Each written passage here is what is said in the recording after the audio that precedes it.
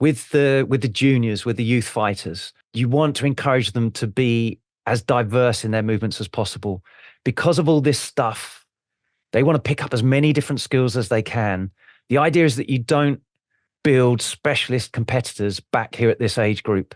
Fighters, welcome back to another episode of Heatrick Muay Thai Performance. As adults, coaches, you can come across an adult that they've missed these windows of movement. And now you're trying to teach them here as an adult how to coordinate and move some stuff that they'd have soaked up as a kid, and they just never did a sport that touched that. So those skills, rather than thinking those skills purely Muay Thai specific or MMA or whatever is the sport they're doing, you really want to encourage them to do lots of different sports with hand-eye coordination, with catching balls, with hitting with bats and rackets and stuff like this. That just develops them as an all-round mature athlete later on. And if they don't do that stuff because they're like, I only do my one sport right back early, they will be completely uncoordinated about something later on. So, you really do want to encourage them to do multi-sports, and it's just about developing that base. And what it also does is it develops that robustness to tolerate lots of different stuff. And you don't become overly specialized too early, which creates overuse injuries and things like that. So that's something else you want to watch out for.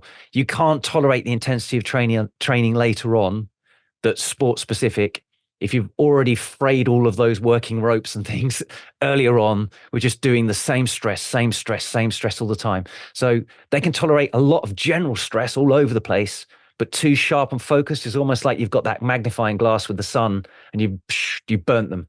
It's like, I didn't need to do that. I want to create that spectrum of light over everything, build that really broad base. Then when they're kind of in that 16, 17, that's where you're really thinking, that's where you want to be training to be competitive now.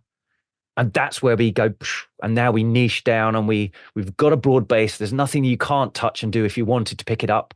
Everyone will say, oh, you're a natural athlete because you did all these different things. You built those patterns, you built these abilities, but you choose to then specialize more.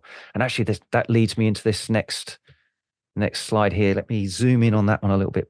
So we've got some different sort of three basic phases that you can look at now for the different sort of age groups. So there's under 9s to 12s, then the 13s to 14s, and then 15 to 16s. And you can see what the sort of themes are and what the objectives are. And you can see it is all about just fun games earlier on, sort of before the teenage years start. And it's as much this multiple motor stimuli, lots of hand-eye coordination, lots of different things. It's not being a combat athlete at this stage. It's you can stick them in and do those sort of things. But if you get overly focused on that too early, you end up basically with a high-performing kid who doesn't mature into a high-performing adult. And actually, it's a high-performing adult is where you want to go. You want them to have fun and build all these things up early on. And then it's not until sort of 17, 18, when that's where you're really training them to compete. Up until then, it's about training to train and learning to enjoy the process and building all these qualities that becomes a really, truly high-performing adult. It's quite rare to see, that sort of prodigy kid who was like awesome actually mature into an athlete that performs the same way as an adult. It doesn't happen that often. You're better off giving them more of a slow burn if they're wanting to do this for real as an adult, and see it as like a long-term apprenticeship. And it's like you're going to be gunning for those high stakes and high competition. But as a youth, we use competition as part of the training process, and you want to get better. And it's a way for you to learn and improve and educate, especially around this sort of age where we are getting tactical with what's going on. But up until then, it's about building an all-round robust athlete and having fun with it, and making sure you're building all these qualities. And that's a little bit here is quite useful. So the sort of relative proportions of speed and flexibility you can see are very high, and strength and stamina are quite low back in this stage. And here we add more speed. There's more about the motor control, more about the skilled movement patterns and coordinations, all that kind of stuff. That's the window where you can start testing their stamina a bit, and that will build that. But we're still working on that mobility. And then we shift more into those things should be tapped now. They should be in. And then we're starting to focus more on speed. And that's where we start building strength in here. And because that's a new stimulus that the body's not really truly used to. Maintaining the stamina a bit more. And it's stability, controlling all this strength while you're under fatigue, while it's heavier and all this kind of stuff too. But you get a bit of an idea. And it's got about how many athletic development sessions you have in a week as well there.